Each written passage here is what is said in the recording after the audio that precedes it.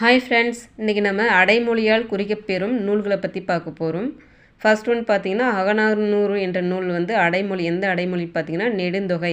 இப்போ பார்த்திங்கன்னா எப்படி கொஸ்டின் கேட்கலான்னு பார்த்திங்கன்னா, நெடுந்தொகை என்ற அடைமொழியால் அழைக்கப்படும் நூல் எதுன்னு கேட்டாங்கன்னா அகநானூறு என்ற நூல். அடுத்தது பார்த்திங்கன்னா இலக்கண விளக்கம். இதனுடைய அடைமொழி பார்த்திங்கன்னா குட்டி தொல்காப்பியம், தூதின் இலக்கணம். இப்போ வந்து கொஷின் கேட்கலாம், குட்டி தொல்காப்பியம் என்ற அடைமொழியால் அழைக்கப்படும் நூல் எதுன்னு கேட்டாங்களா இலக்கண விளக்கம் என்பது. அடுத்தது பார்த்திங்கன்னா கம்பராமாயணம்.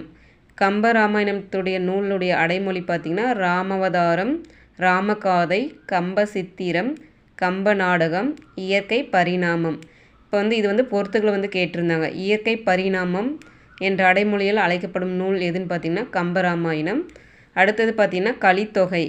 கலித்தொகையோட அடைமொழிகள் பார்த்திங்கன்னா கற்றறிந்தோர் ஏத்தும் கலித்தொகை, இயற்கை இன்பக்களம். அடுத்தது பார்த்திங்கன்னா